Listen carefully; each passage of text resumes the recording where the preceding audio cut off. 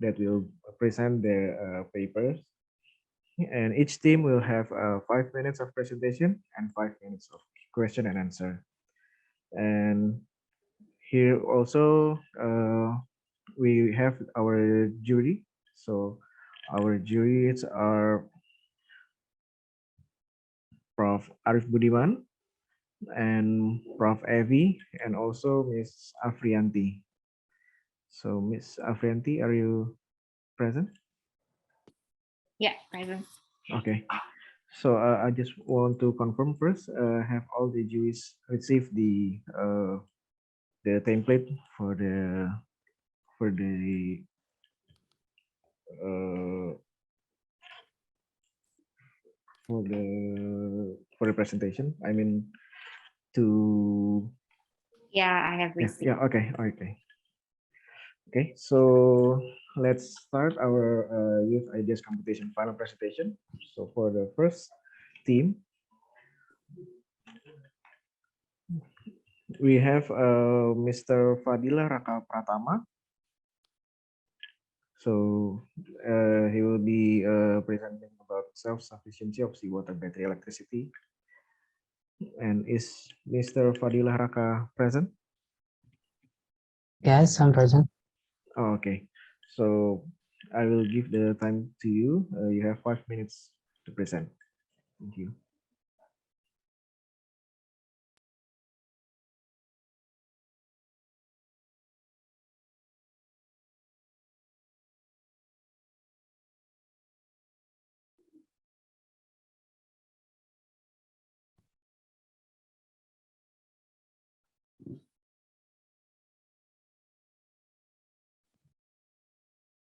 Okay. Assalamualaikum warahmatullahi wabarakatuh. Good morning, everyone. Sincerely, the judges, to all the participants, Professor, Doctor, or even greater, let us introduce ourselves. We are Vigilante team from the Diponegoro University, and today we would like to present our paper by the title Self-Sufficiency of Seawater Battery Electricity Empowerment using nickel hexadenopyrite plus carbon cathode with wind turbine as a power plant that is free of air exposure in the treaty area for residential scale.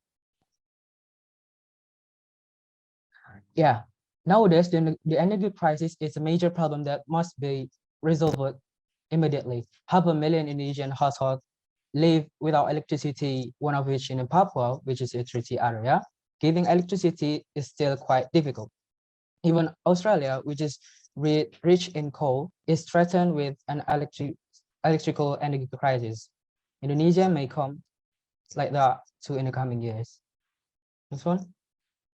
Yeah, electricity supply in some areas has not been depleted, with the possibility of a deficit electricity in Indonesia.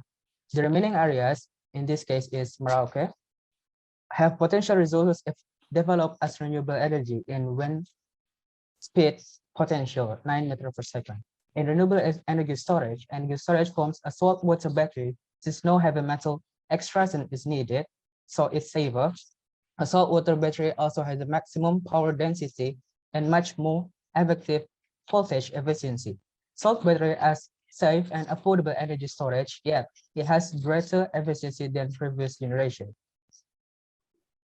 Yeah, and benefit and novelty. In this water battery, there is a cathode update, namely using nickel hexadenopyrite plus cathode, which can increase the effectiveness in the repair. Besides that, the seawater battery desalination will be paired with a wind turbine so that this can overcome the problem of inequality electrical energy in the city area, especially in the South Island, because they have wind potential speed. Next one. Yeah, we jump to the methodology. Yeah, the battery pack module compartment, there is 3 compartments. The C1 is cathode compartment, and the C2 desalination compartment, and C3 the anode compartment. And wind turbine as power plant, the power plant uses wind turbines at an output of 87.5 kilowatt. The power plant was able to produce 2,100 kilowatt hour as a power supply in the area of Merauke up to 200 households. Yeah, and then the result and discussion. The Morocco electricity power distribution scheme would require 1 unit of wind turbines with a capacity of 87.5 kilowatt with an average wind speed of 9 meters per second.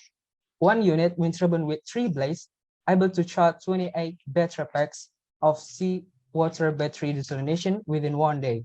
The needs of villages in Morocco up to 200 households require electricity per day by 1,080 hours. In filling the need for electricity, wind turbines need a 1 day operation to supply village needs in 1 day, even enough to supply electricity to village general facilities. Since village electricity needs only about 24 battery packs. So there is surplus battery packs in this one.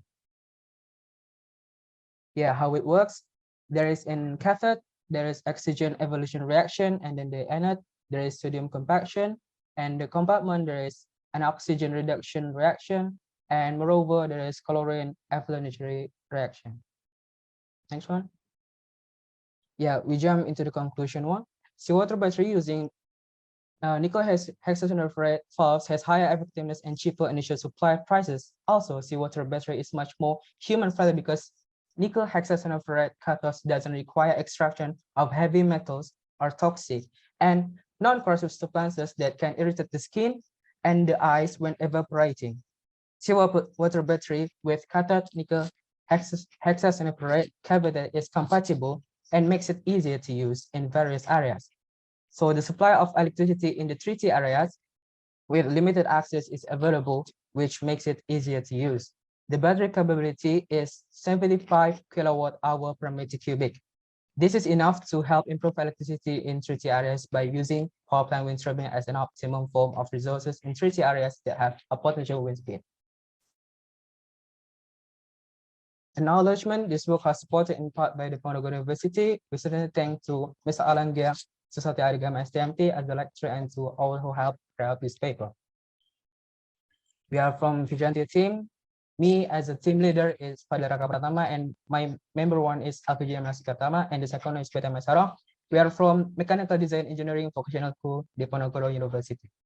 Thank you. If there is any question for the jury, you may ask directly to us. Thank you. Okay, thank you for the presentation, Mr. Fadila. So are there any questions from the judges? Maybe I'll start. Yes, please. Can you define what is the seawater battery? What is seawater battery? Let me answer your question. Seawater battery is use seawater to electricity to get redox for get electric. Okay, what kind of materials that you use in anode or cathode in seawater battery? In cathode, we have NiHCl plus carbon, and anode we have natrium metal. Can I change the anode materials or cathode materials to other type of materials and call that things as a seawater battery? Yes, you can, but the efficiency must be down. How do you measure the efficiency? In preview paper, I read it the efficiency before use any HCF is down because the most efficiency is in HCF plus carbon. Okay, so have you heard about a sodium ion battery? Yes. What is the difference between sodium ion battery and seawater battery? If we use seawater battery, we can get from the sea. If we have saltwater battery, we can make it from the salt. Okay. What is sodium ion battery? How does it work? How it works is the preview slide. Here is reaction with cathode and distillation the H2O and NaCl in the C2 and get electricity from there and get most efficiency and the C2 to anode. Okay, I think I'll pass to the next judges. If not, I'll consume all the time from this. Yeah. Please, Prof. Effie or Prof. Arif. Hello, Bu Afri. Nice to meet you here. Long time no see. Yeah. I have maybe just one question. Just like in any use of battery in energy system using renewable energy, the problem is always with the intermittency of the renewable energy sources, in this case wind. And especially this intermittency will be very hard on the energy storage charging, the battery charging, because as you know, I mean, in your laptop, it is good because you charge it with a certain profile that is ideal for the battery to charge. Even in a solar farm, for example, it's the same thing. It's pretty much can be predicted. But with wind, it is very intermittency. It is very intermittent. The charging profile will be basically random walk, and it is not the best for the battery. How would you address that the basic issue of energy system? Any renewable energy system will have this problem.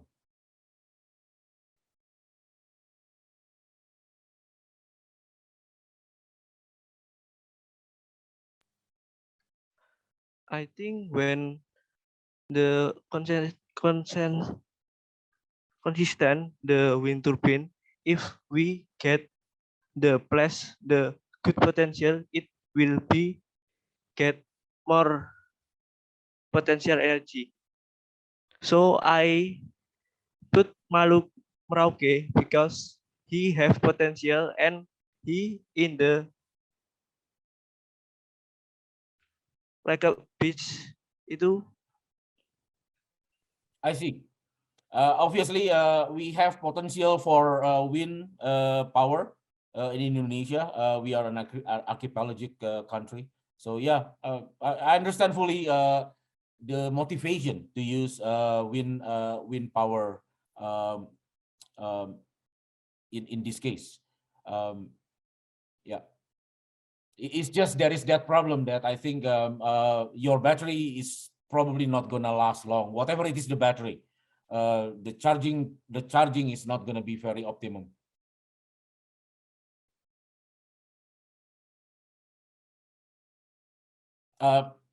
That's not a question that requiring an answer. That's just maybe a comment. Okay, thanks. Okay. Thank you for the question from the judges. I think it's Prof. Ivy, do you have any question or comment? Yes, okay. So, well, you have the idea is great, I think, yes, because seawater is everywhere. Indonesia is an island, but well, the idea not only completed if you cannot be implemented, right? So, how do you think? How you start, and then how much is the investment? Say for one village, or we want to produce 1 megawatt hour of the production of from seawater. Can you imagine that? Yeah, can you explain just?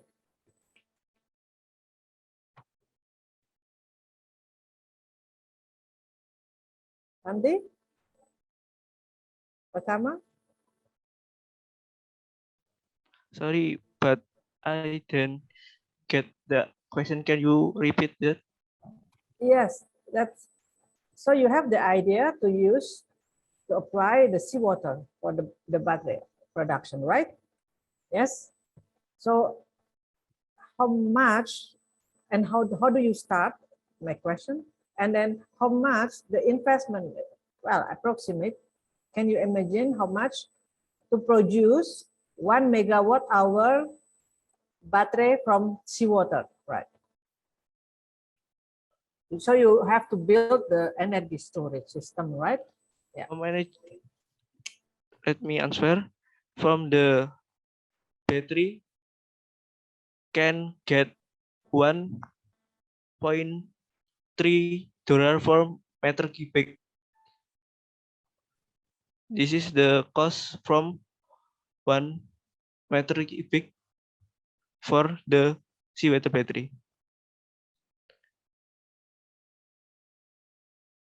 All this answer. Okay. Well, the system still I cannot understand. So this is the system you make it is a flowing the waters or just the you do the how do you do that? How do you make that seawater? Whether you take it or the process? Maybe for the first we will build the power plant is the wind turbine, and we build the seawater battery. The electricity flow will be from the turbine to get a travel, get to battery, and get to the people from 3T area for help them to get equally electricity. Okay. Thank you. Thank you, Mr. Adit. Okay, thank you for the answer, and we will move on to the next presenter. So we have Anggi Supriyono for the Green Charge Station. Okay, is Anggi present? Okay, wait a minute. Okay, so you have 5 minutes for Okay. presentation. I cannot to share screen now.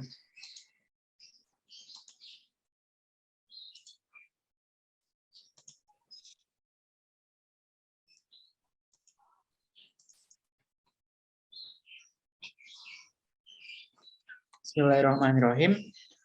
Assalamualaikum warahmatullahi wabarakatuh. Good morning, everyone. We are Summer Triangle from Bandung Institute of Technology. I'm Efra Belistiani. I'm Anggi Supriyono. I'm Nur Fauzia Sucipto. What is the hardest issue in the world today? Yep, that is transition energy. And here we go with an idea. Green charge station, electric vehicle charging station using titanium oxide from peroxide solar cell and aluminum ion batteries from bio-leaching red mud.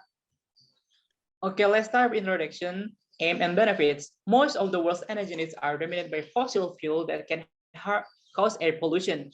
And now the world is looking for energy transition to renewable energy. Indonesia has red mud waste and ilmenite that are harmful to the environment.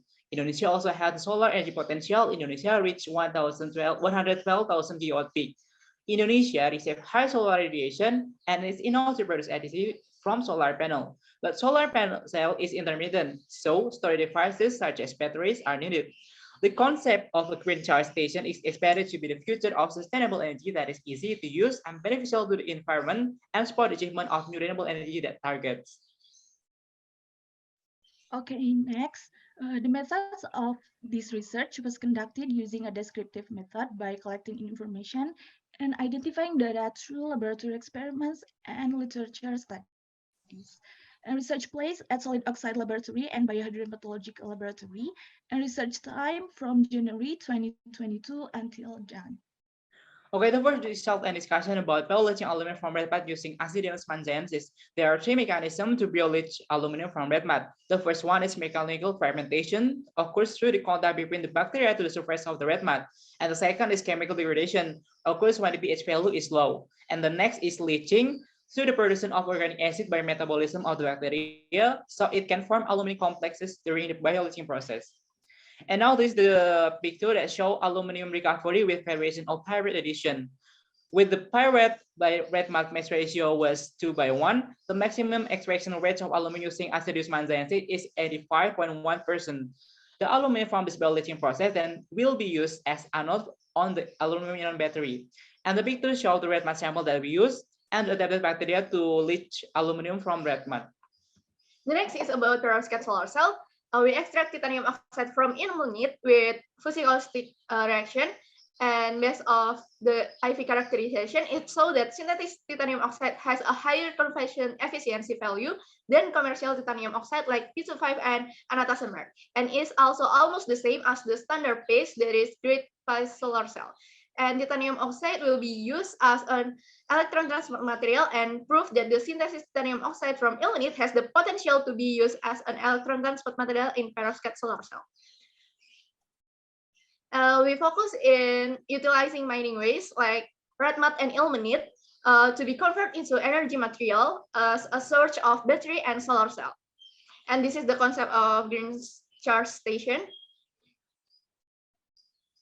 The next is the helioscope design for silica solar cell, and the below is the concept of green charge station. Based on analysis in helioscope application, we know that solar cell we can save 30 until 40 electricity bill and reduce carbon dioxide up to 3 tons each year. And how far we can go using the green charge station, it will be more profitable than silica solar cell, of course, because the conversion is more higher than silica solar cell. Okay, this is the conclusion of our research. The performance of titanium oxide P25 is almost the same as a standard paste, and it has a good potential for use in perovskite solar cells. And the maximal extraction rates of aluminum from red mud is 85.1%. So Green Charge Station has a concept to utilize red mud waste as a raw material for batteries and ilmenite as an alternative to solar cells to support renewable energy. And we are grateful to our supervisor and to those who helped us in this research. So this is the reference of our research. Okay, that's all from us. Thank you for your attention, and wassalamualaikum warahmatullahi wabarakatuh. Okay. Thank you for your presentation. Are there any questions from the judges? Okay, maybe I'll start. Can you explain how the aluminum ion battery works? Okay, thank you for your question. Let me to answer. Aluminum ion batteries charge faster than their lithium ion counterparts. And this is because they exchange 3 electrons per ion when recharging and returning to the negative electrode in the battery. And when we compare with lithium ions can only move one at a time through the battery in recharging, and aluminum ions also have no upper ampere limit, and which means they do not spontaneously overheat and don't require extra cooling to function safely.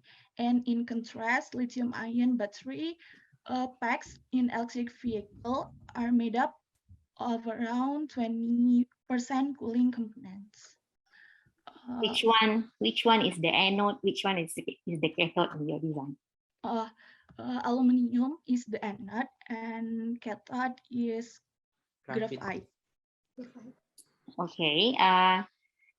If you mentioned that aluminum ion has a lot of advantages compared to lithium ion, but why there is a lot of lithium ion in the market compared to aluminum ion? What's the problem with the aluminum ion battery?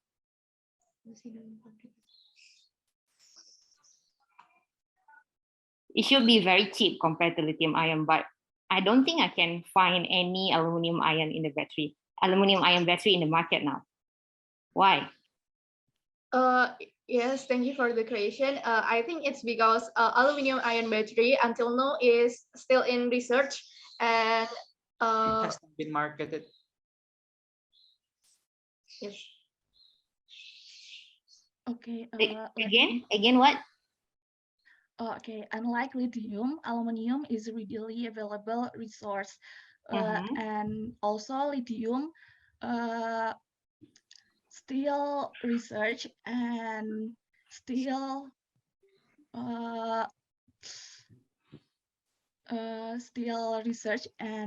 not available research in Indonesia because the materials is from rare earth metals, and this is the problems for mining that lithium ion. Which one is the rare earth metal in the Yes. in the aluminum ion battery? Which one is the rare earth metal? You mentioned about that. Lithium ions. Maybe I will repeat the questions. You mentioned that aluminum ion has a lot of advantages compared to lithium ion battery. Yeah. But why there is not much aluminum ion in the market? Why we are still using the lithium ion battery now?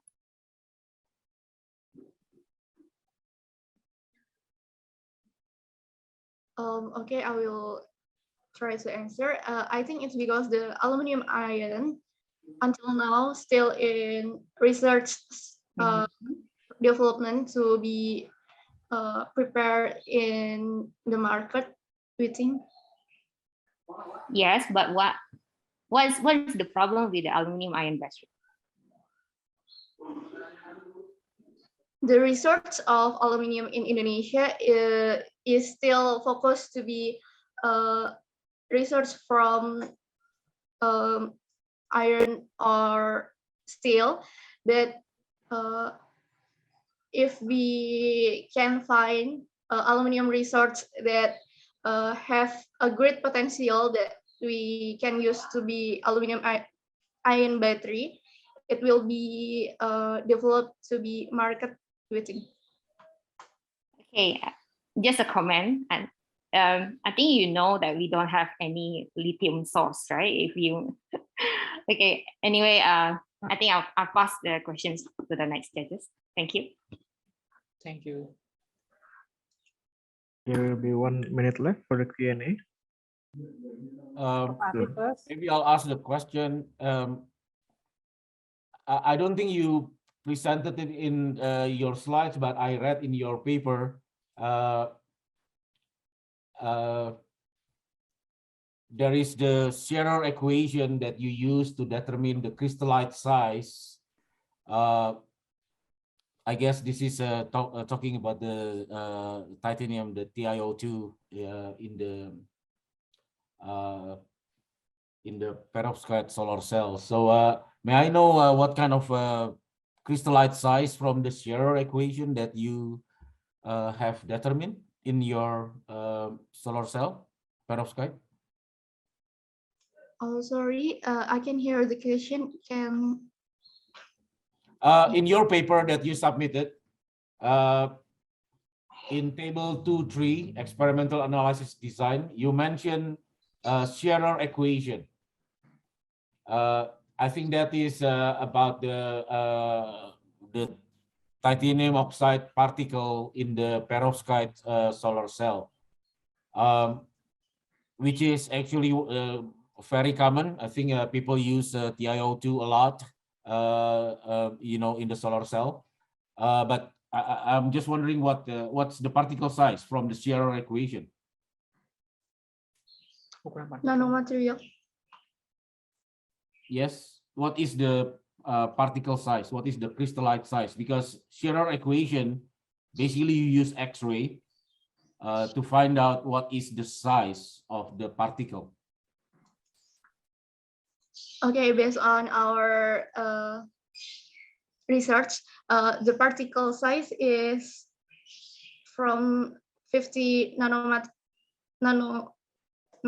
until 20 nanometer. Okay, so 20 to 50 nanometer, and that's the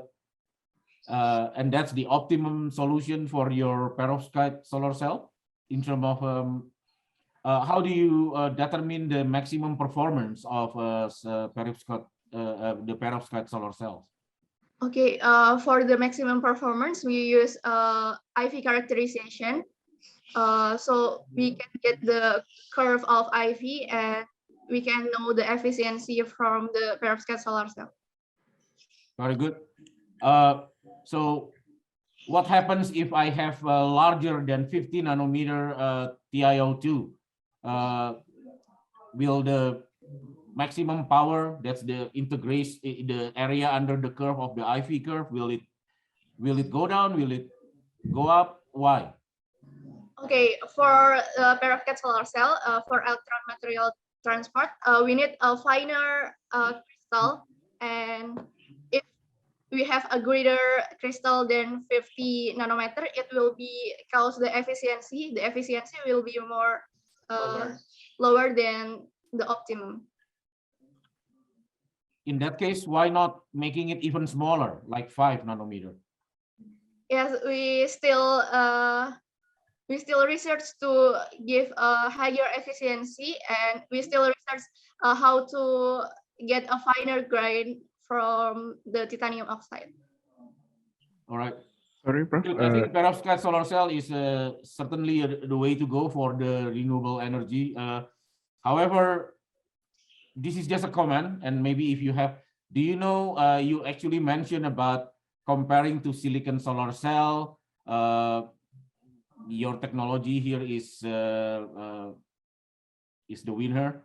Do you know what is the reliability when you have perovskite solar cell? How long do you expect it to work if you put it outside in the field? Till now, perovskite is still easier to degradable. I think easier to be downgrade quality. Yeah.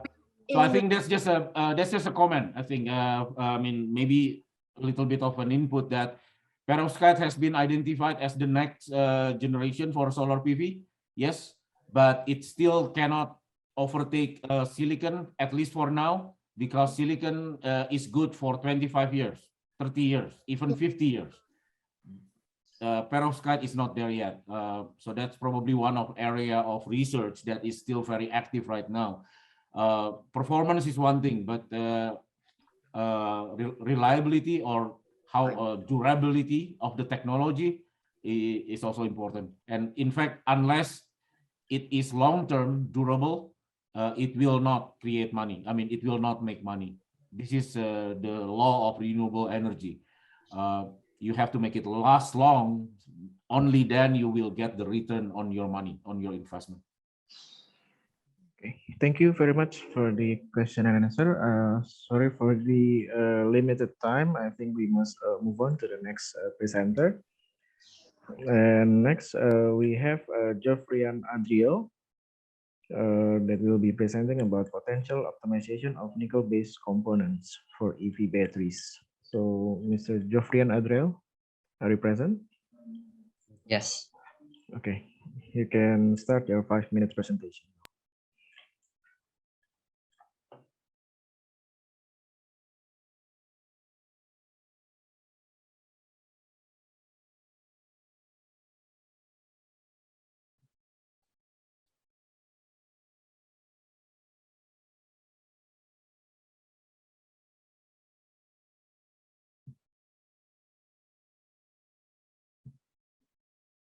No.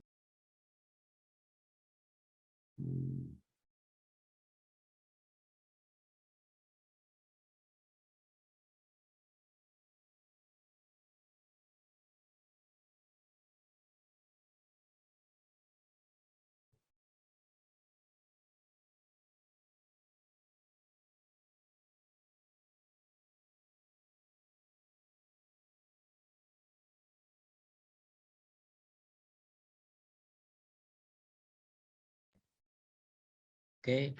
Good morning, Jury and everyone.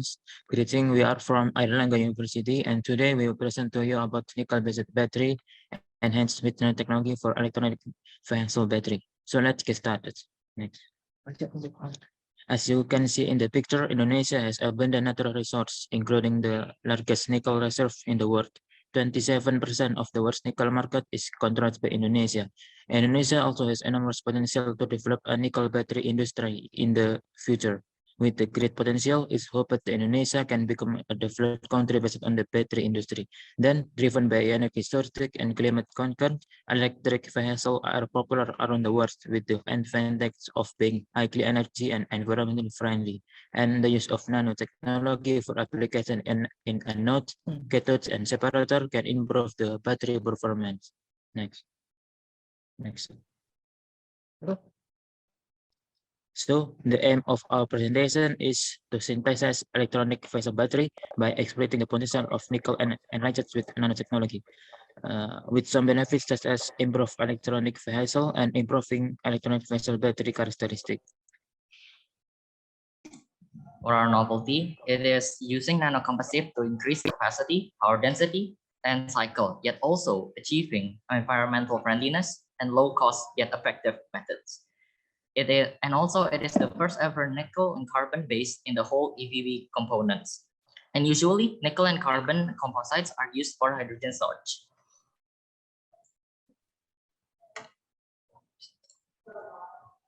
Next, I'm going to talk about the methods. For the separator, we are going to make it from nickel hydroxide nanosheet graphene oxide, which is made with a hydrothermal method, and the geosolvent, the graphene oxide solvent. Put the thiourea into the geosolvent and then add nickel nitrate. Then it is sonicated, then heated to deposit the NHN membrane to the reduced graphene oxide surface. Then the solvent is washed, then deionized with water and then freezed. Next, for the separator manufacturing, it is made out of composite material and polyphenylidene fluoride, also known as PVDF, to make a homogeneous solvent, then pressed to the NHN membrane. For the cathode synthesis, it is made from nickel fluoride porous carbon.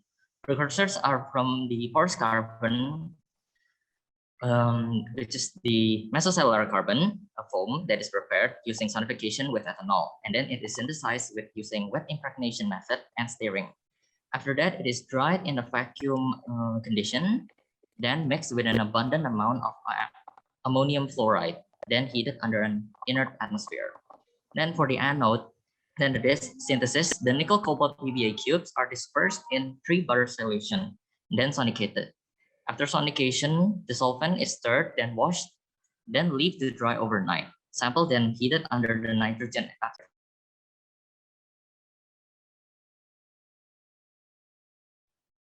For the discussion, nickel cobalt selenide and dopant carbon is another. The lower charge transfer resistance of nickel cobalt reflect the increased conductivity due to the carbon cell coating. It was found that the resistance increased slightly, and composite electrode material has excellent speed capability. It is had a good performance with decent capacity. This result indicate that nickel cobalt selenide has good potential as an FEB anode.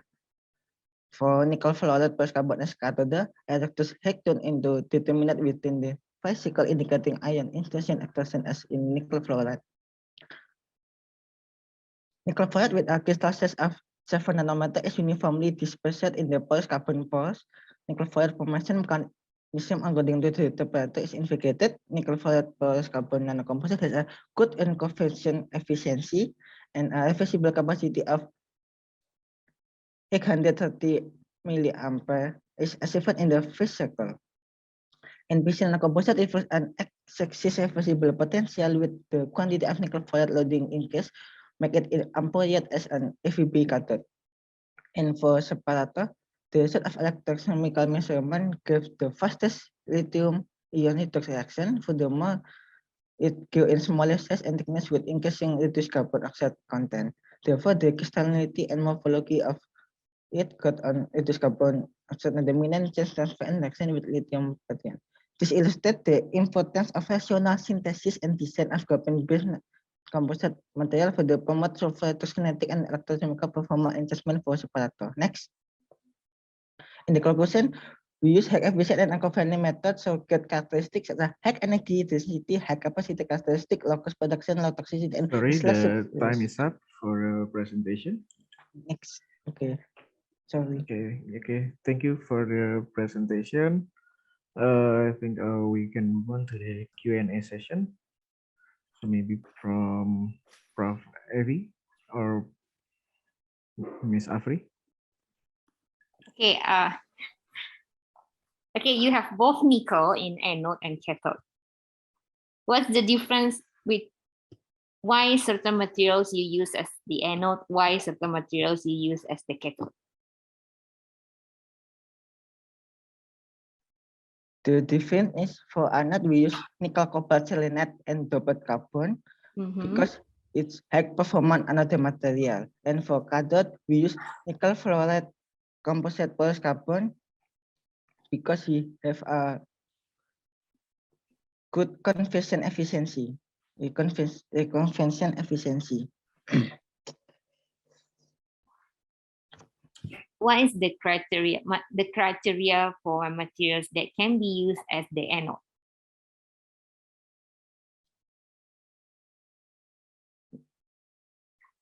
What is conversion efficiency? I hear you mentioned about conversion efficiency several times. What is that? Yes, can you repeat again? My Okay. signal is bad. Okay, what is the criteria for the materials that can be used as the anode? Oh, Maybe your friends can you hear me? The other friends, can you answer? Your team members. In my opinion, a good anode should be have a good conductivity, stability, and high output, electrical energy output.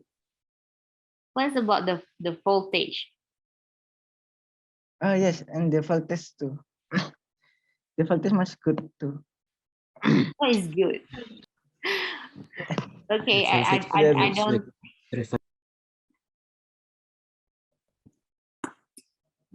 Okay, so your last slide, right? You have anode and cathode tested separately, right? Yes. Have you tested both in the same cell, like using anode and cathode in the same cell? No, it is just theoretically. We not apply it in the lab. Just at the. Oh, okay. So you pick one result for the anode and one result for the cathode, and then you assume both will work as the anode and cathode in one battery. Yes. Yes. Yeah. Right. Okay. So I think this is just an input. I don't think you can use the similar materials for anode and cathode. Oh. They really use the same materials in anode and cathode in lithium ion battery. Okay. I think that's all for me. Prof. Evi, please. Okay. Yeah, I think we have good presentation. We have also a result, but question is that why do you choose the selenium powder or selenide into your battery anode? What is the reason?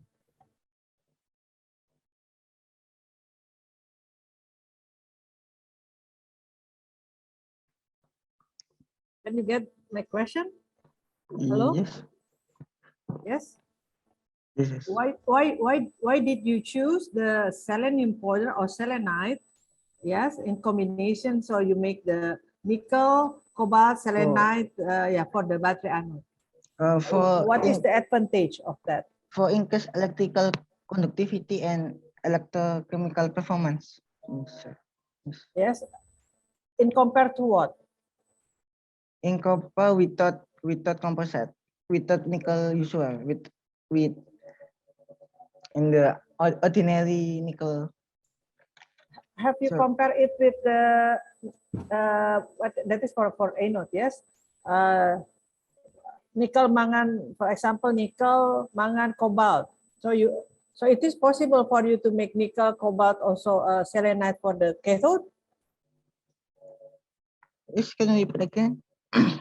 Is it possible also for you to make this nickel cobalt selenide to put as the cathode material?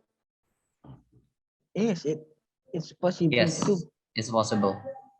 It's possible. So which one is more the advantage?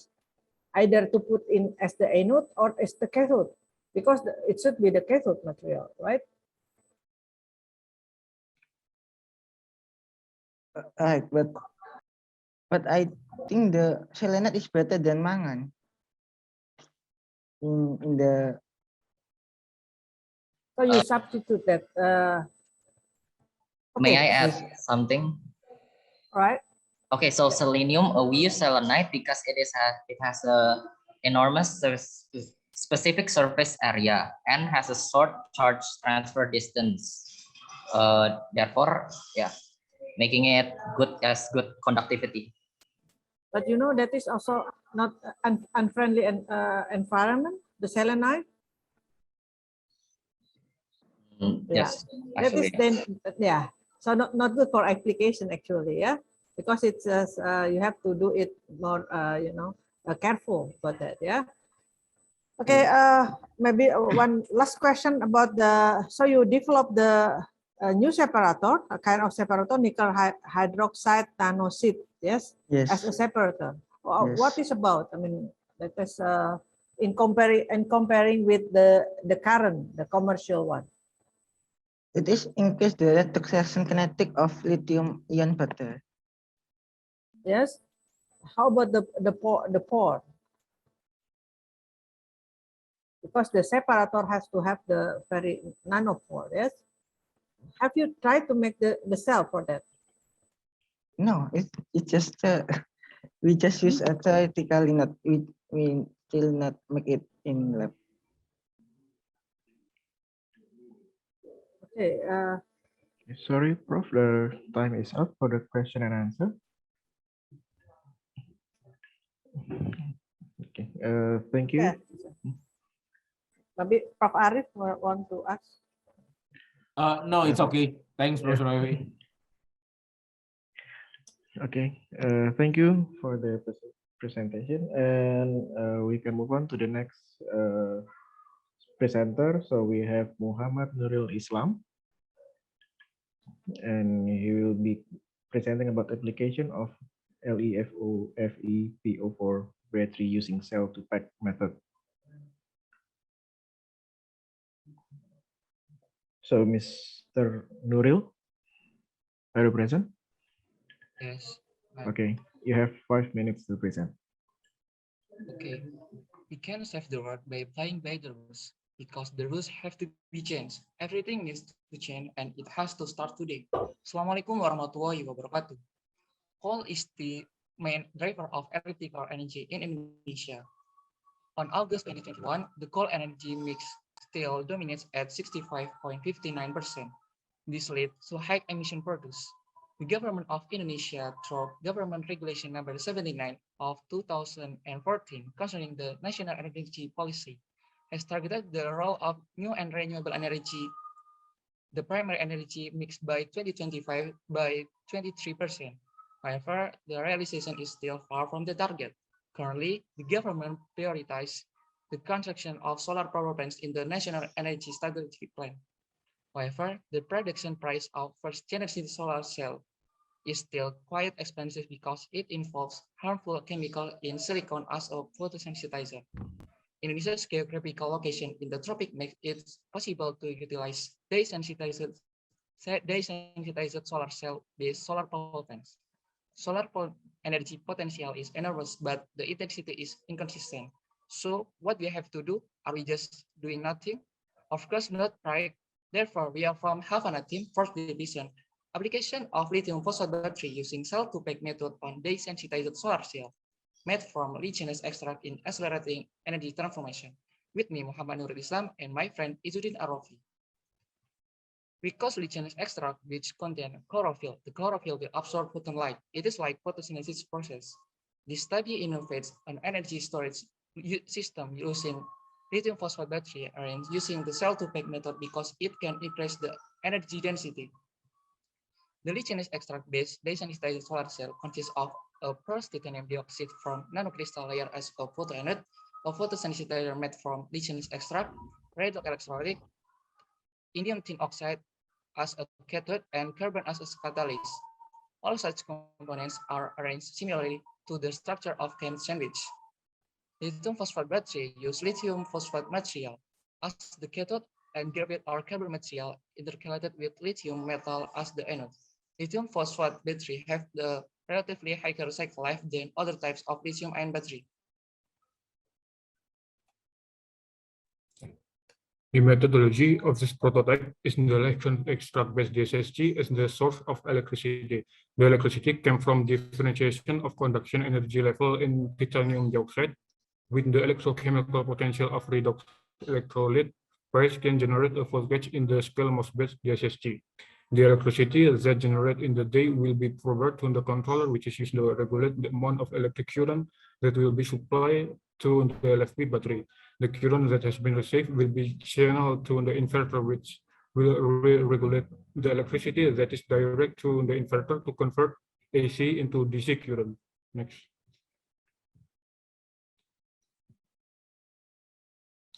The indium zinc oxide glass used as done in the SSG cell measuring 12.5 square centimeters produce a power of 3.2 watt peak. This study used to the SSG panel with this capacity of 250 watt peak. One panel contains 79 cells. The following is comparison of the feasibility of the SSG based on lichenous extract with other type of solar panel condition in the table below. Next. And then the feasibility of LFP battery can be shown in the table below. The battery module is composed of 4 cells, each cell with just energy density of 450 kilogram because we use the cell to pack method, and is arranged in parallel until it has a capacity of 3 kilowatt hour. The average output of energy storage is 572.223 watt, and the average discharging can be shown in the below. Next. The conclusion of our research is the power generated by one cell of this DSSG is greater than that of other type of solar cell, which is 3.2 watt peak per cell.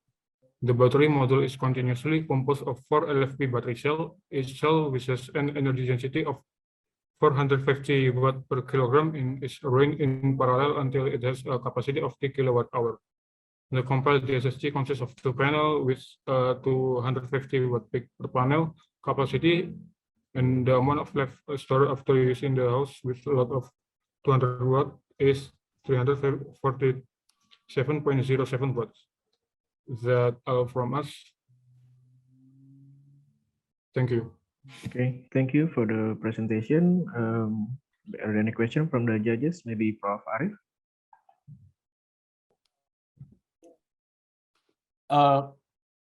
If Bu Afri has a question already, please go ahead, Bu. I'm still formulating my question in my head. Prof. Effie, did you have any questions? If not, then I'll start. Okay, so you mentioned about the LFP battery. What is LFP battery? Okay, thanks for the question to give me opportunity to answer. Let me to answer this question. The LFP battery or lithium iron phosphate battery is a type of lithium ion battery, which is used lithium iron phosphate or LiFePO as the cathode material and a graphitic carbon electrode with a metallic backing as the anode. Okay. So why do you use the LFP instead of other type of battery? Okay, because in the other type of lithium iron battery, like lithium cobalt nickel or nickel cobalt aluminum, nickel manganese cobalt, there is a material has a toxic material from the environment that is cobalt and nickel. In the LFP battery, that is don't use cobalt and nickel, so that is more environmentally friendly. And yes, that is environmentally friendly because don't have cobalt and nickel material. Okay, but how about the energy density of the battery? Okay, based on the study literature that have we done, the LFP battery has a lot in energy density compared to another lithium-ion battery. But this is a method, new method. If I not mistaken, this is 2020, which is 2 years ago research in that is called cell-to-pack method. If in the conventional method, the battery assemble into a module and module into arranged in parallel and series into a pack. But in cell-to-pack method, the cell form in more wide and thin cell and directly assemble into pack. So that is based on study literature that have we done, can increase energy density up to three times higher. Okay, that's it. Yeah. I have a question about that cell-to-pack module. So you said that by using cell-to-pack method, you increase the energy density 3 times. I mean, how? I mean, obviously, if you use 3 times the battery cell, it will increase the energy density 3 times, right? But what is it about the cell-to-pack method? Can you elaborate a little bit on that? And how does it increase beyond what is just the summation of all the battery cells? In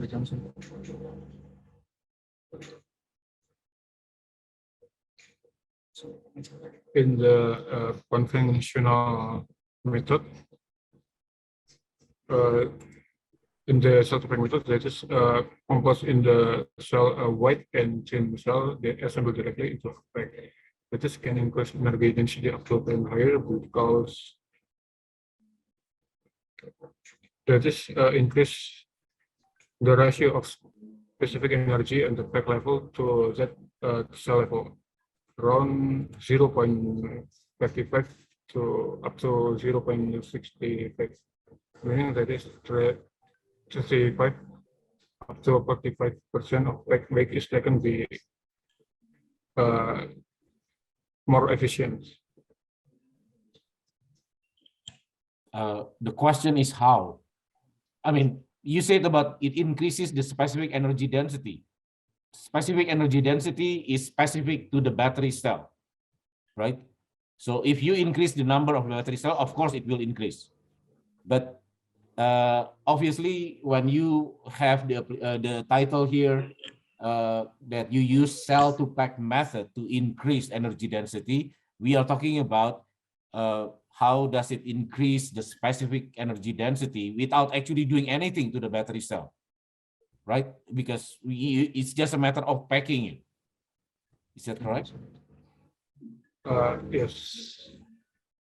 This assemble can enhance the energy density by increase the areal loading of the electrode. So the more electrode can be Okay, sorry, Prof. The time is up for the question and answer. So due to the limited time, I think we must move on to the next presenter. So our next presenter is Mr. Athanasius Toraranga. We will be presenting about the utilization of renewable energy environment with smart grids. So Mr. Tora? Yes. Okay. That my sound is clear now? Yes, it's clear. So you have 5 Okay. minutes to present. I will share my screen. And then this is my presentation.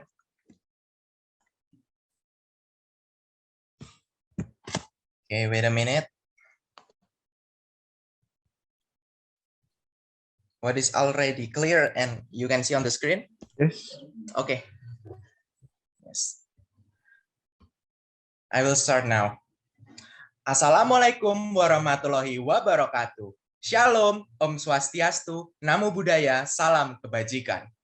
The coast provides life for around 120 million people in Indonesia with an average growth of 2% per year. But there are still many people on the coast who live below the poverty line, which is exacerbated by the energy crisis condition experienced by the people on the coast, coupled with the difficulty of access to water.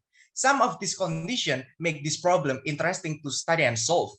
Judging from the government regulation that never gives certainty, we are proud to present our ideas in the form of utilization of renewable energy environment with smart grids, smart meters, and wireless power transmission based on artificial intelligence to solve the problem of poverty in the remote coastal areas.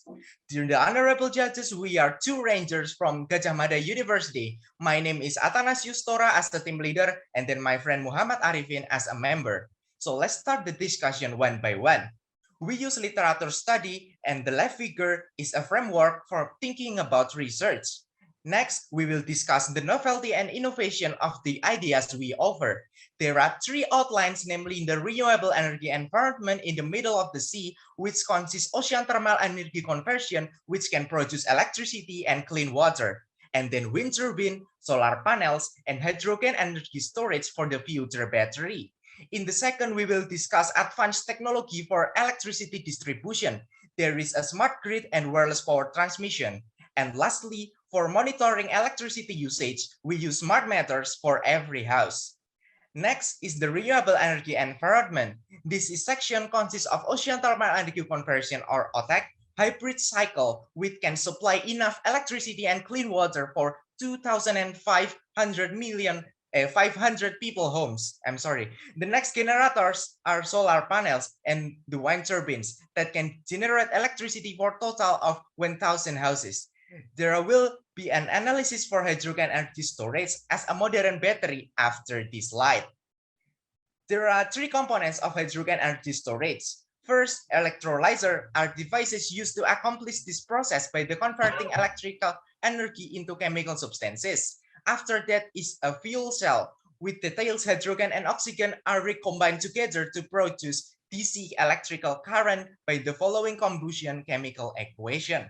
After that, the last part is the hydrogen tank to accommodate hydrogen gas. This is also in the MATLAB simulation of every part components.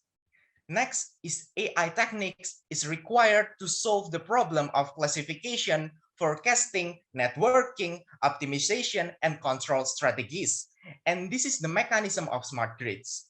Wireless power transmission technology allows electrical energy to be transmitted without interconnection to electrical loads. Each consumer household unit is installed as a wireless receiver of every electrical energy.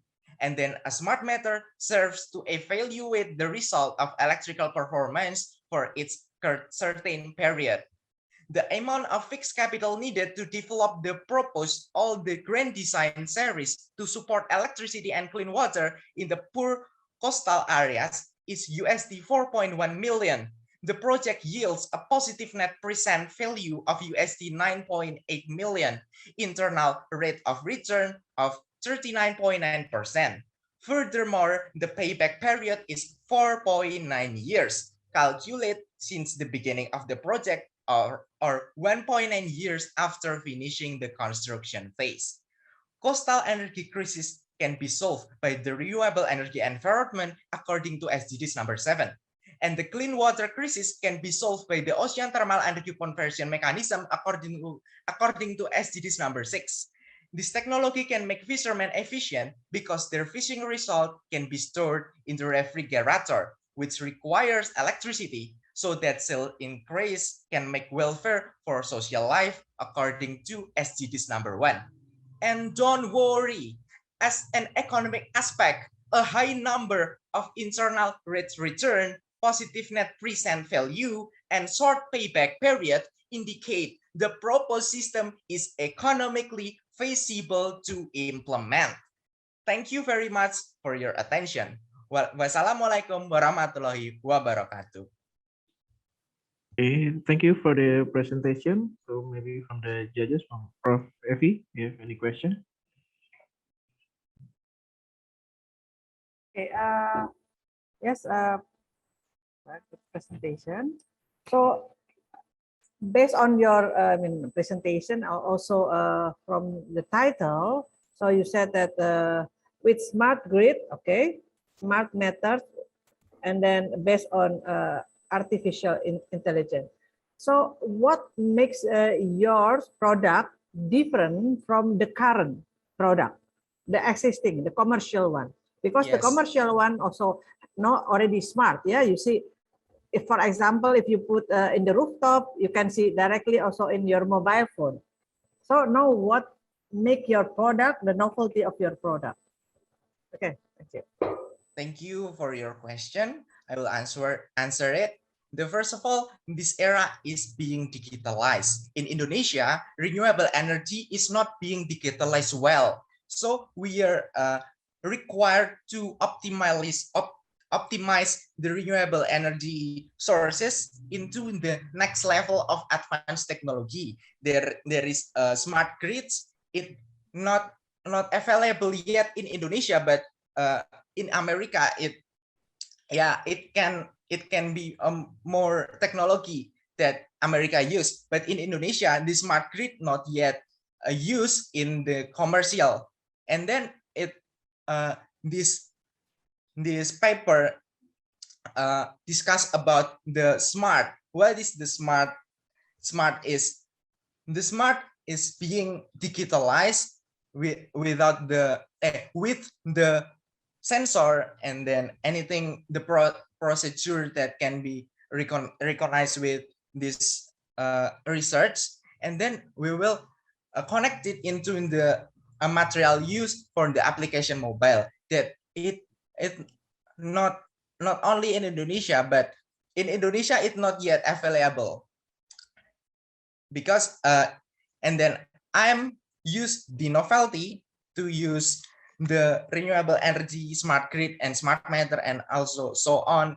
And then wireless power transmission is very advanced technology to supporting the renewable energy sources, and then supporting the hydrogen energy storage, and then supporting the everything that we will be need in Indonesia to make the transition better for the fossil fuels to renewable energy.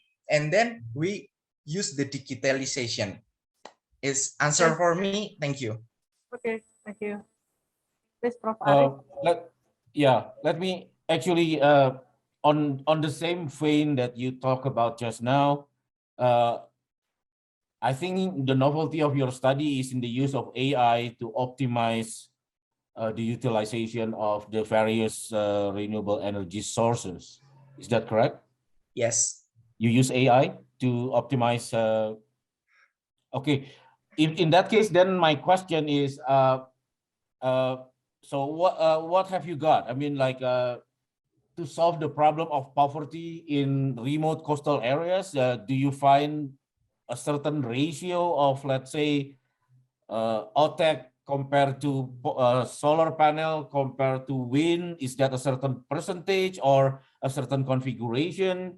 Because obviously we are talking about coastal area, so I think it's pretty specific. Do you have recommendation in terms of what is the optimum condition here for the overall energy system, or since this is a battery conference, for the overall longer lasting or durability of the battery? Because again, battery is the problem here. Yes, I offered the idea of utilization of hydrogen energy storage. Hydrogen energy storage that I mentioned to this paper is very usable to implement in Indonesia. But this renewable hydrogen energy storage is a clean energy. This is the star of this competition right now. And then the AI and everything else that I mentioned on it, and renewable energy, so on. It's the supporting of the hydrogen energy storage that I mentioned.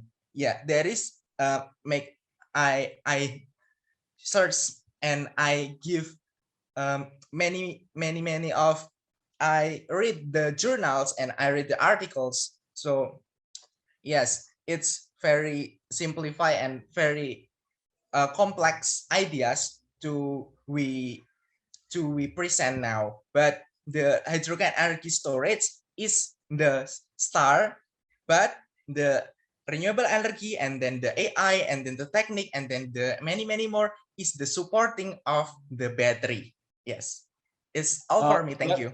Let me try to get it more realistic here. Oh yes. I mean, this is because you can use a lot of renewable energy sources, but it's OTEC is very expensive, capital intensive. So let me just now try to get it more specific. Let's say you can only have solar panel and wind. Okay, and it's despite of whatever it is the battery that you use, how should I design my system? Because obviously solar panel will have power in the daytime. Yes. Maybe yes, I will in answer the that. nighttime, the wind will give you the power so that the battery can have like a more stable kind of charging profile. Yes. What's your recommendation from your AI, not from your theoretical thinking? Because theoretical thinking we know, we can think ourselves, but from your AI, because this is what I don't know. Oh, AI is supporting to digitalization for this Indonesia renewable energy sources to make more sophisticated, but it will be research. It's research in Indonesia, but if not AI, it's no problem. But if you know the renewable energy source is not expensive, you use the wind turbine or solar panel, it's no problem. But I will solve this problem. And the problem is water crisis that will be solved to OTEC, and then renewable energy crisis will solved by renewable energy environment, and then the AI and distribution. There are distribution of the electrical energy is a very lot of component, and then it's very expensive. But I recommend the AI to simplify all this idea. Thank you. Thank you. Sorry, Prof. The time is up for the question and answer. Okay, so we must move on to the next presenter. So we have Mr. Rahmat Hendrawan, who will be presenting about the impact of digitalization on Asian renewable energy transition. So Mr. Rahmat, are you present? Thank you for the chance given. Okay, you have 5 minutes to present.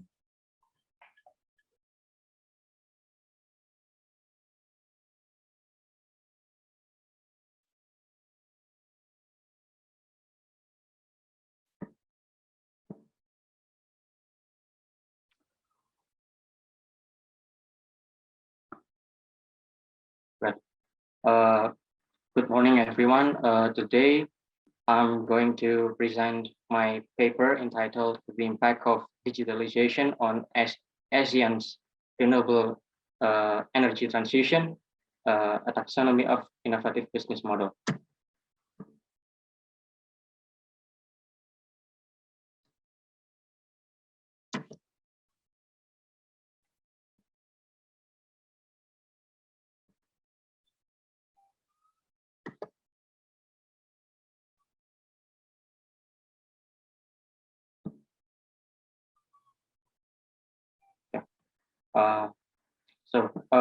The background of this study is that the increasing digitization has affected the business model of companies by enabling new forms of collaboration between companies, leading new product and service offerings, new forms of company relationships with customers and employees.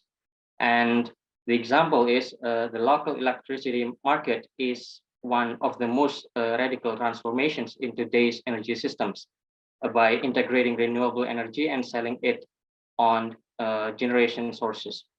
And based on the data, not only in absolute number, the growth of emissions per person for ASEAN is also higher than the world average, namely 0.4% per year. That's why I think this research needs to be done.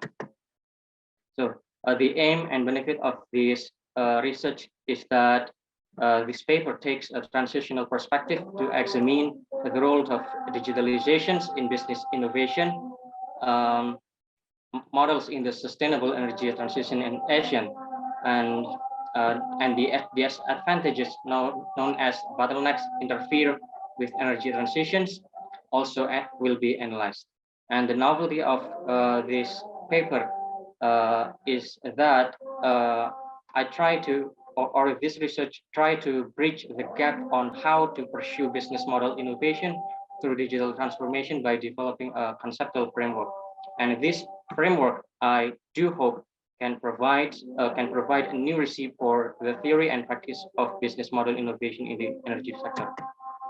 Methodology: the research rely on case study analysis, uh, in which the case study research method is combined with grounded theoretical research methods to analyze archived data documents accessed online and to explain the specific contingencies of the ASEAN energy transition. The case data are complemented by industry data to reveal contextual details. And the results and discussions in this paper, there are barriers to a sustainable energy transitions in ASEAN.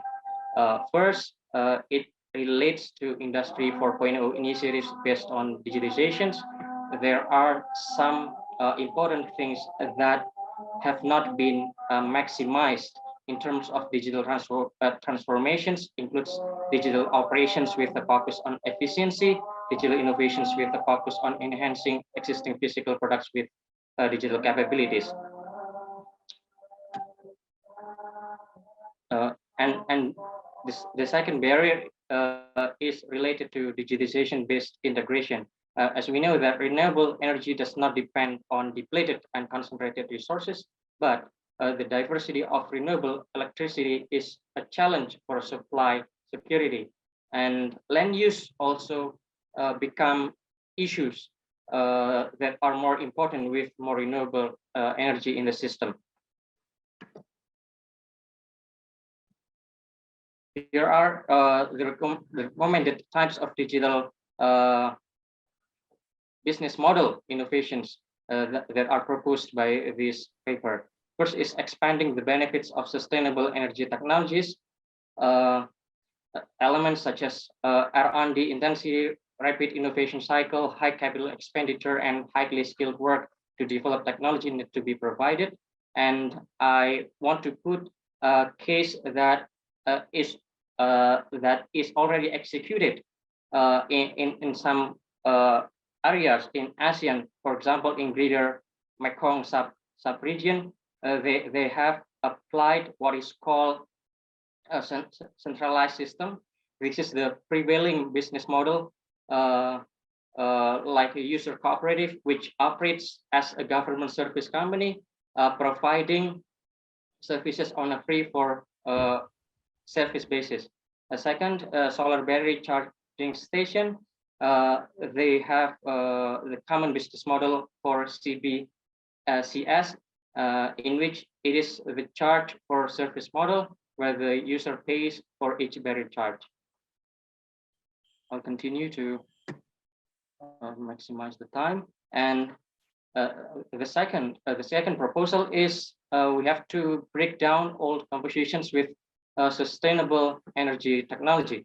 Sorry, the time is up for the presentation. Okay. Thank you for the presentation. Are there any questions? Maybe from Miss Afri? Well, business model is not my area of expertise, so probably I won't have any much questions here. But what is your biggest challenge to implement all these proposals? What do you think will be the biggest challenge? The biggest challenge? Yeah. Well, I think not only the technology, but also the resources. There are many resources in ASEAN that have not been maximized, such as solar energy, wind energy, and also the applications in terms of business model, for example, and in rural electrification projects, for example, they are designed to provide electricity service in areas where poverty may be widespread and the ability to pay for electricity is generally low. So we need to provide solutions for them, but their paying ability is still low.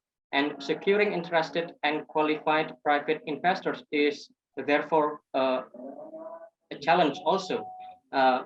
Most rural electrification projects require, in my opinion, at least some degree of public funding support so that tariffs can be set within the user's ability to pay.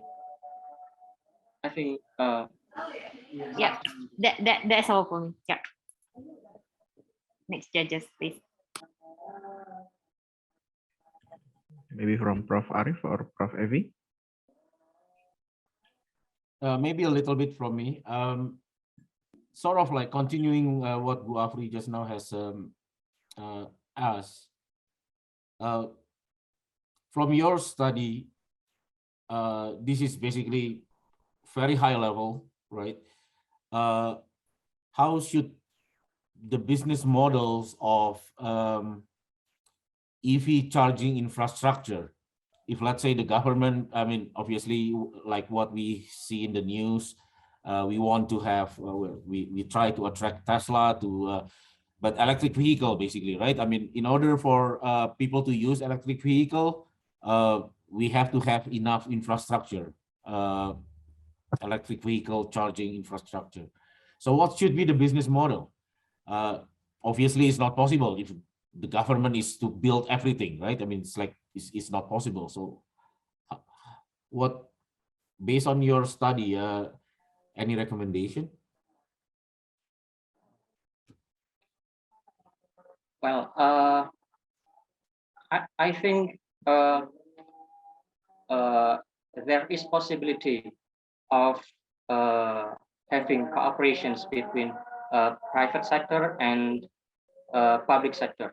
So the government doesn't play the role itself, but they can invite investors to come to Indonesia to build the infrastructure. They can make an agreement on the benefit or the profit for the infrastructure that has to be built in Indonesia in terms of electric vehicle. But obviously, it has a lot to do with the regulatory environment. For example, in order for the private companies to invest in such an enterprise, they have to see enough, for example, what you said as tariff, right? If they build the renewable energy sources for the EV charging power sources, right?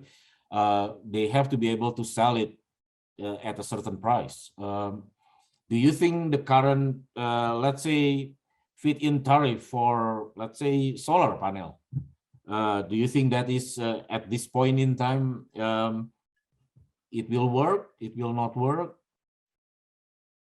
Any comment? Yeah, I'm kind of optimistic person. I believe that it will work. I don't know, maybe in 5 or 10 years, but there must be solutions for example, for solar panel. For example, we know that Indonesia, for example, they have, or we have, so many potentials, but it's not yet explored in terms of in the research or business models. That's why I'm pretty sure that the government cannot do it alone. There must be cooperations between a private sector and the government, and there must be possible in the future. Okay. Sorry, Prof. Time is up for the question and answer. So we must move on to the next presenter. So for the next, we have Mr. Baihaki Muhammad. He will present about the synthesis polymer blend with nano SiO2 from sugarcane bagasse burning ash. So, Mr. Baihaki, are you present? Yes, I'm here. Okay. You have 5 minutes to present. Thank you, Mr. Adit. Okay, let me share my screen.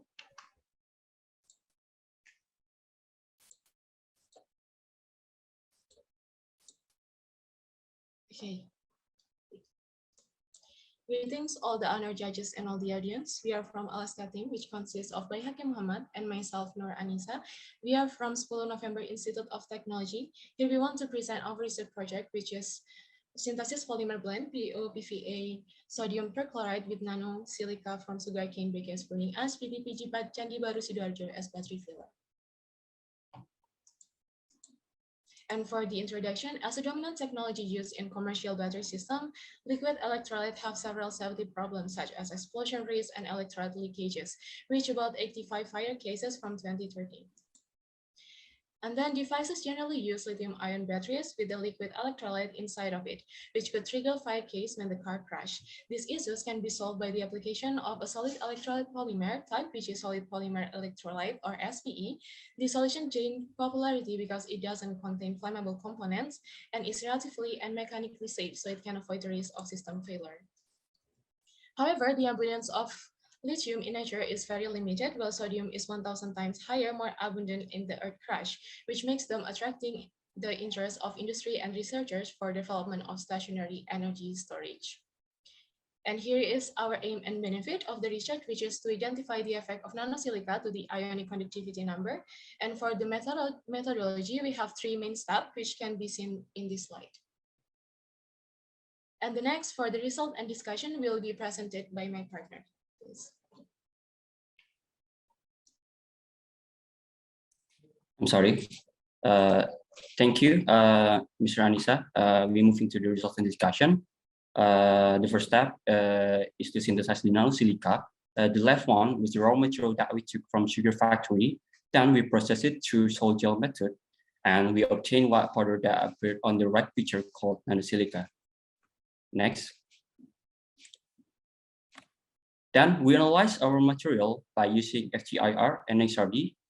We use FTIR to confirm the material, and from the graphic on the left, we can see some characteristic peak from nanosilica. And on the other way, we use XRD to analyze the crystallization phase. From the graph, we can see that the material that we made is on the crystalline phase that showed on 2 theta 22.8 degree with less noise line. And also we determine the crystal size by using the Bezier equation, and the result is 5.96 nanometer. Next. After we synthesize nanosilica, we mix it with PO, PVA, sodium perchloride to form solid polymer electrolyte by using solution casting method. The result we got is on the upright picture with variation, pure PO, pure PVA, and the other 3 is as we showed on the table. Next, from the resulted polymer, we need to analyze with FTIR and XRD. From FTIR, it showed that by the addition of sodium perchloride and nanosilica, we don't see any additional or removal peak on the polymer. It means the polymer already blended well. And from the XRD, the right graphic, we can see that the green line having the lowest intensity, it means our final product have the lowest crystallinity rate. Next. And the last final step, we analyze the polymer's electrochemical ability by using EIS, electrochemical impedance spectroscopy. From the naked plus on the left picture, we can get the ionic conductivity that's increasing by 23% after we added nanosilica into the polymers. Another one, we do some EIS tests with the variety temperature, and it showed that the ionic conductivity increasing along the higher temperature. The highest number that we got is 1.83 times 10 power minus 6 at 90 degrees Celsius. Okay, and then for the conclusion of this research, first, nanosilica has successfully synthesized from the ash of burning big gas using the solid gel method, and then it acts as a filler in polymer blends. The polymer blend itself consists of PO, PVA, sodium perchloride, and nanosilica. And the ionic conductivity of the polymer blend are known to have increased by 23% after adding filler nanosilica. And the data shows a trend of higher ionic conductivity value along with a higher temperature at the time of measurement, and the highest ionic conductivity obtained was 1.8 times 10 power minus 4 at 90 degrees Celsius. And this is the acknowledgement. And here are the references that we use. And that's all. Thank you so much for the attention. Now back to the moderator, please. Thank you. Okay, thank you for the presentation. So maybe are there any question from Prof. Evi?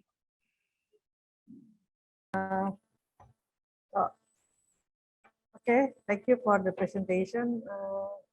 So first question is that so you developed the new kind of polymer for solid electrolyte. Okay, so have you made this as the cell, the battery cell, a solid solid state battery?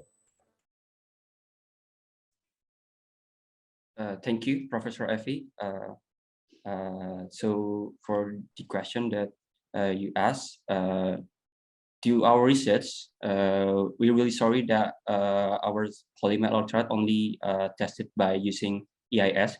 We're not doing the full cell because due to the limited equipment instrumentation.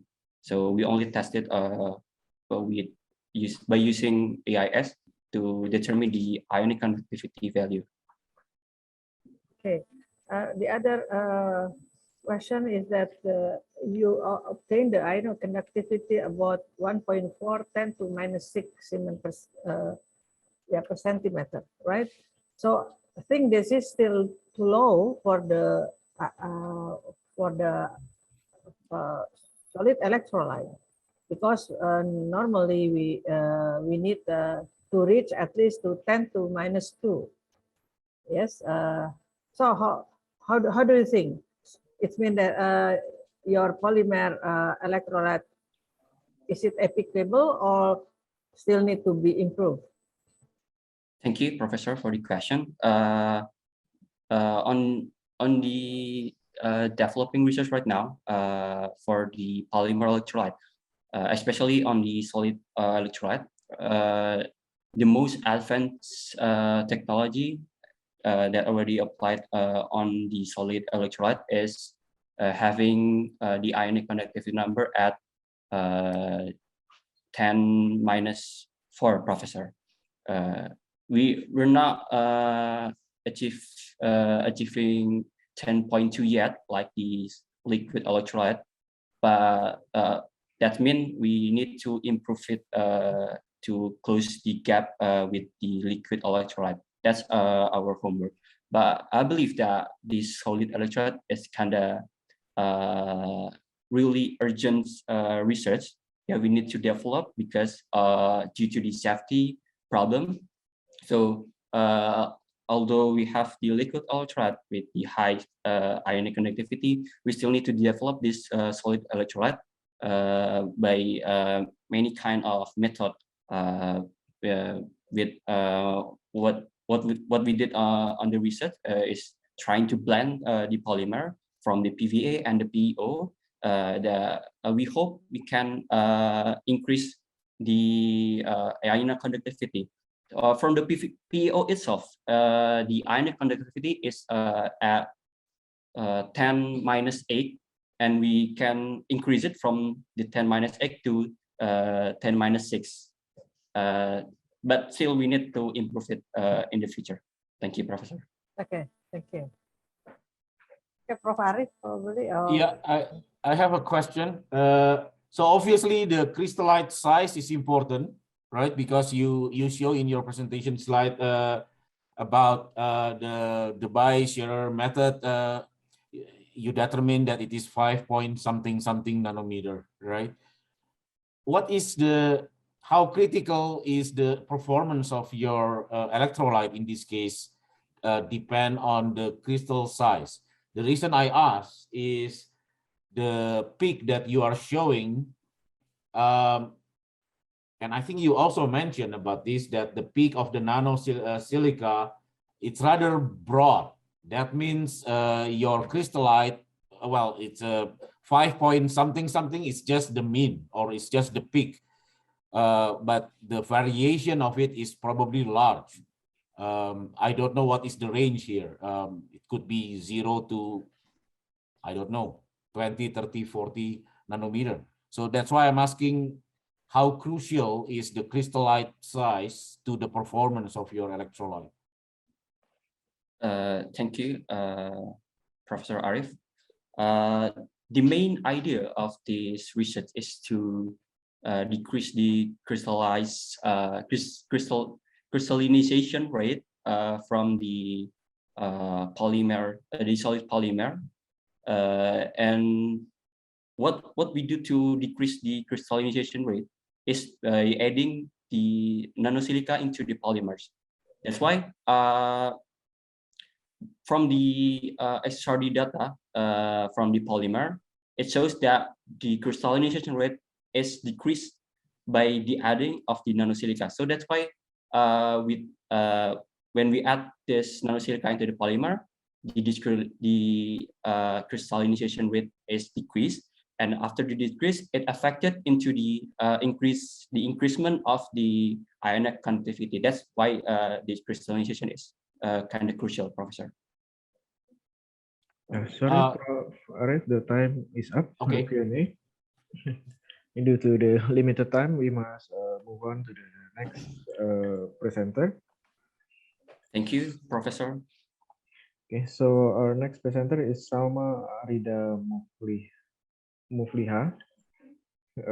She will be presenting about the analysis of potential and capacity of lithium-ion batteries using density functional theory. So, Ms. Salma, are you present? Yes, we are present. Okay, you have 5 minutes to present. Okay, I hope my screen is already showing. Yes, we can see. Okay, Assalamualaikum warahmatullahi wabarakatuh. My name is Almiz Abdullah with my teammate Salma Rida Mufliha and Siti Zahratul Jannah. We are now going to present our research on analysis and potential of and capacity of lithium-ion battery using density functional theory for electric vehicle application.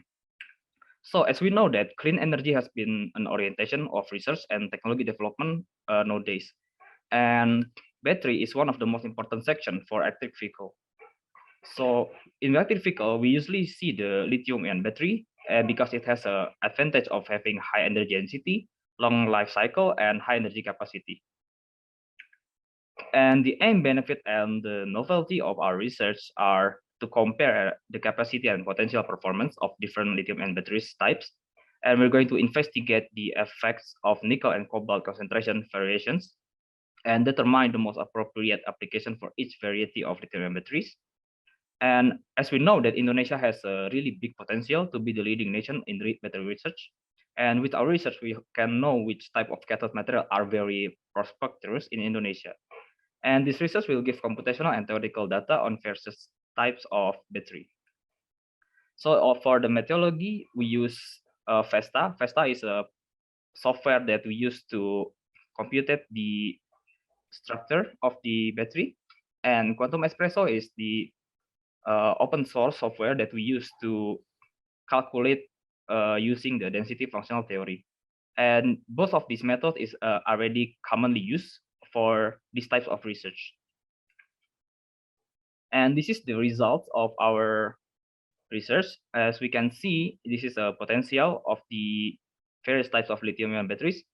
We can see that LCO, lithium cobalt oxide, has the highest potential, which give a 3.7 volts, and the NCA, nickel cobalt aluminum, is the second highest with a 3.45, and the LNO it gives 3.43, and the LFP gives 3.2. And we also computed for the capacity, as we can see here. So if we see from before the potential, the lithium iron phosphate has the lowest out of these variations, but in the capacity is a different thing. So we see that lithium iron phosphate actually gave the highest capacity with 600 milliampere hour per gram, and followed by LCO, NCN, and LNO. And also, what makes these prospectors in Indonesia, as we can see, this some of the price of the material in the battery. As we can see that cobalt has the highest price, which is 80,000 US dollar per ton, followed by lithium, aluminum, iron, and nickel. So we can see that even though the LCO gives the highest potential, but the thing is cobalt is a very expensive material. So the conclusion of our research is LCO has the highest potential and is superior to NCA, LNO, and LFP. But however, LCO is considerably more expensive. And NCA provides the second highest potential and is relatively cheaper. And lithium iron phosphides provides a higher capacity than the rest of the variation. And based on our analytic, NCA is the best option for electric vehicle application because it has a high potential and the cost is lower than the other material. So we like to express our gratitude to Dr. Fatima, Farhmat, Pagit Pugi for this research. And last word is we hope that with this research, it will help Indonesia to be a leading nation in battery industry and research. Thank you very much. Thank you for the presentation. So are there any questions from the judges? Ms. Afri? Okay, if you take out the cost from your considerations, which one will we use for the electric vehicles? If you take out the cost. All right. Thanks for the question to Ms. Afri. So if we take up from our like we say, like if we remove the cost from the equations. Oh yeah, if we remove the cost, it would still be the NCA. We still think the NCA is a better option. Why do NCA is better? Because as we know, Indonesia is rich on nickel, and also other than nickel, we have cobalt also. So it will give more prospectors to our country. And as we know that the NCA research right now is leaning toward the increasing of the nickel. Okay, let's not talk about the resources cost. I want to hear the science thing. Okay. So if we take up the price, LCO gave the highest potential. It gives a better energy. How do you calculate the energy of a battery? We calculate the energy using the computational analysis using quantum espresso. So in quantum espresso, we calculate the minimum energy, the energy Fermi, and from the energy Fermi, we are using an equation to calculate the potential. I don't think you need to use a very complicated. What is the formula for energy?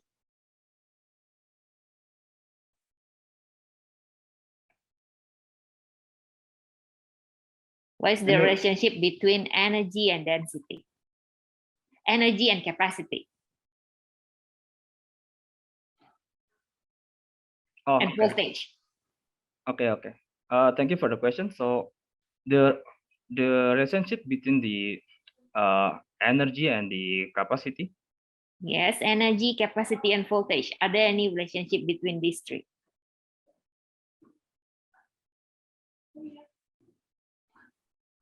Yes. Energy is voltage. Voltage times the capacity. If I'm not mistaken, it will give a WH per gram.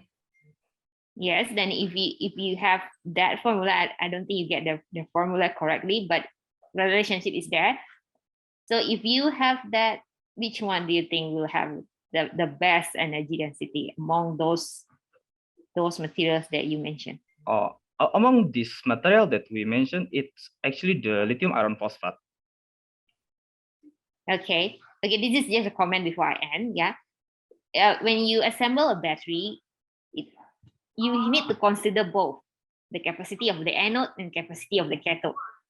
So both materials need to have a similar capacity. So even though your LFP is very high, but if the capacity of your anode is very small, there is no use of that.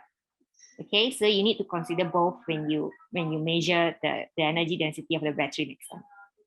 Okay, yeah, that's all for me. Thank you, Ms. Afri.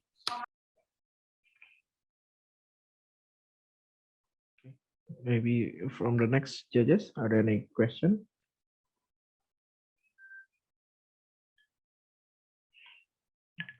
Okay, if there are no questions, we can move on to the next speaker. This is our last speaker for this session. We have Mr. Felix Cahyadi. He will present about the optimization of EV battery switching stations with inventory system.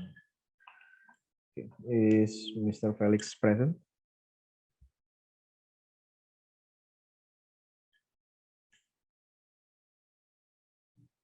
Okay, you have 5 minutes to present. Okay, can you hear my voice clearly? Yes, we can hear you.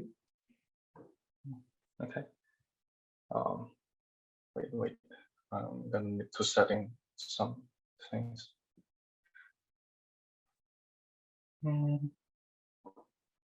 Okay. Okay, so good evening, everyone. Today, I, Felix Cahyadi, and Leonardo Valentino Kosasi from the Lion is a Cat team will present to you our research titled The Optimization of EV Battery Switching Stations with Inventory System using Agent-Based Simulation. And yeah. Okay, so as we know, climate change is real and it is a very huge problem. And in order to combat that, we need to switch to renewable energies. And as we all know, electric vehicles are very good at using renewable energies, but people are still hesitating to use electric vehicles. But what is the reason for that? And the answer is because of range anxiety. Because when you run out of gas, you just need to go to a pump station and then you can get your gas filled in 5 minutes. And meanwhile, with electric vehicles, you need around 2 hours to charge it till it's full, and nobody got time for that. So here is where the battery switching station comes in. With this kind of station, you can replace your depleted batteries with a full one in no time. And the technology already exists and it's already here. But still, we think this model can still be further improved. As you can see, the system that we have currently works this way. When the batteries are all full, it will act as a storage. And then when the driver switches to batteries, they will immediately start charging. And if it's all charging, then the station wouldn't be able to service its customers. And here we proposed another model. We added an inventory system to the previous model, and it works like a charm because the added inventory allows for the station to use the inventory when the demand is high and store batteries in the inventory when the demand is low. And we will study the difference between both models using agent-based simulation. Okay, so the aim of our study is to create an agent-based model to study interaction between drivers and also the switching stations.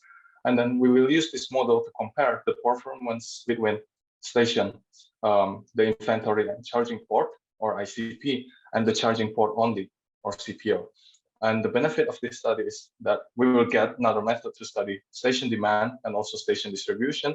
And also we can get a recommendation for which type of charging station is better.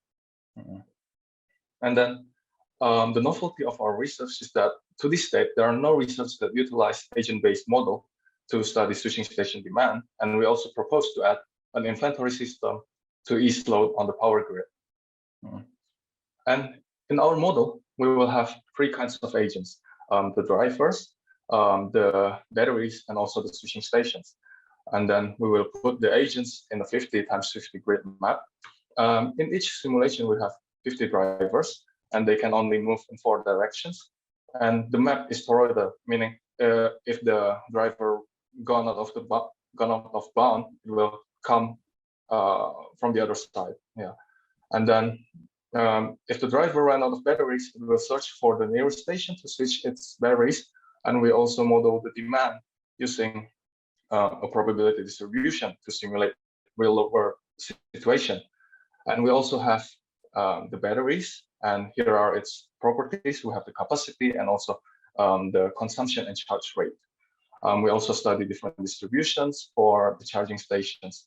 So from less charging stations to more charging stations.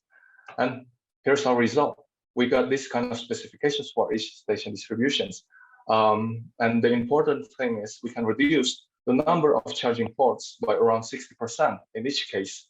And what does that mean? It means that the peak power can be reduced.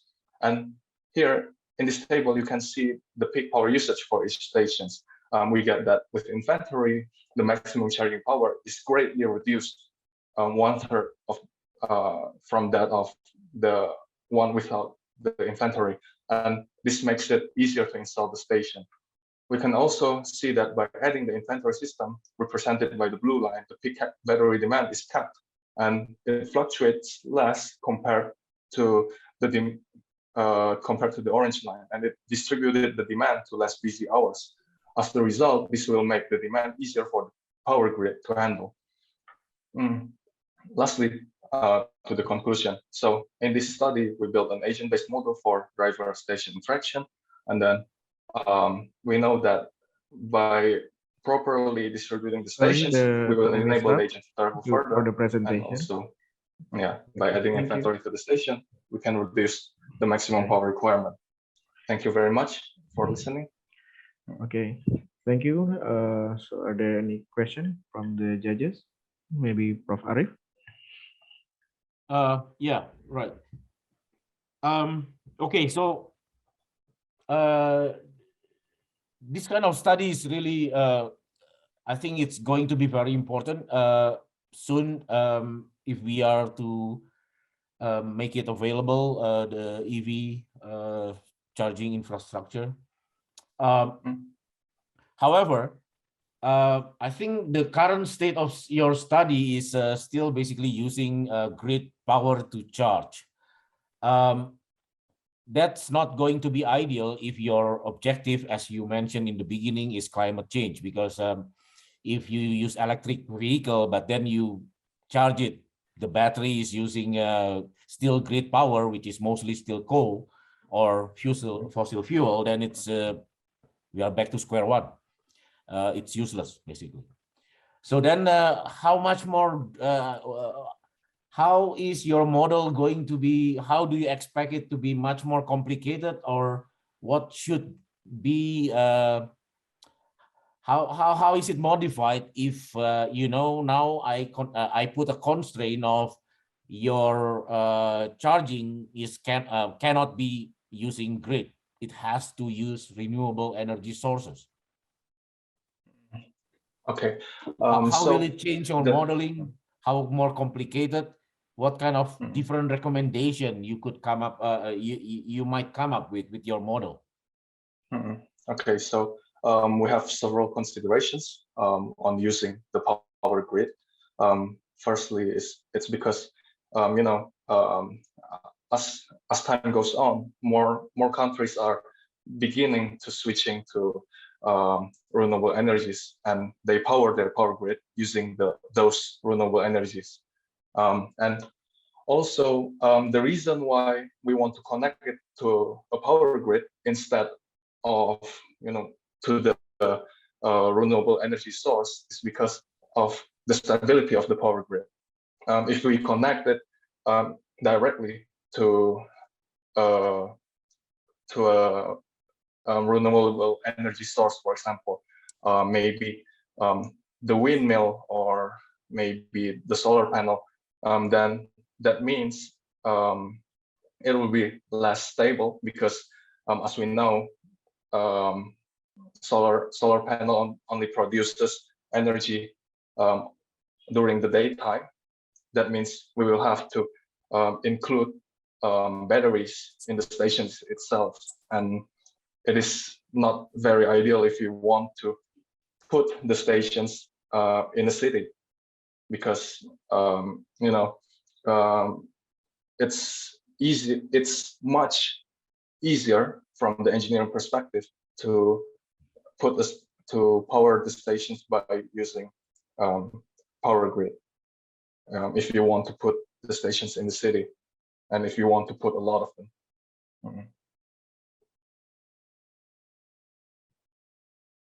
Yeah, thank you. Okay, are there any other question from the judges? Prof. Evi or Miss Afri? Can you close? Yeah. Can you close the slide, please? Oh yeah, sure. I'll close the slide.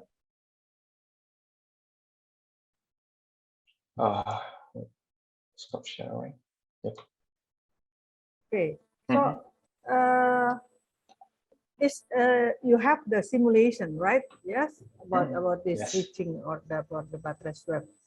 So how about in the implementation, in the application?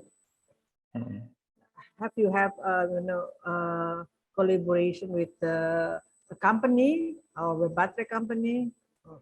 Yeah. Okay. So the application of this model. I think this model can be used by some companies. For example, we have the Gogoro company. It's a switching station company from Taiwan, and I think using our research, they can. I mean, companies such as Gogoro or maybe Fold Up from India and so on and so forth, they can use the study to optimize the placement of the stations, and also they can, reduce the engineering requirement, because with our current model of charging station and the old battery switching station, we have to put some modifications on the power grid, and it is not. I mean, if we can reduce the requirement, it's much easier than compared to if we have to modify our current infrastructure. Yeah.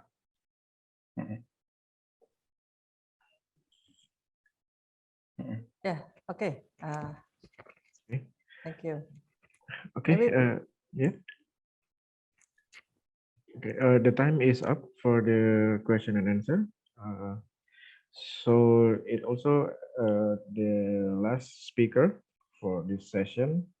So thank you for all the presenters and also the judges for this youth ideas competition, and wish you a good luck for all the participants.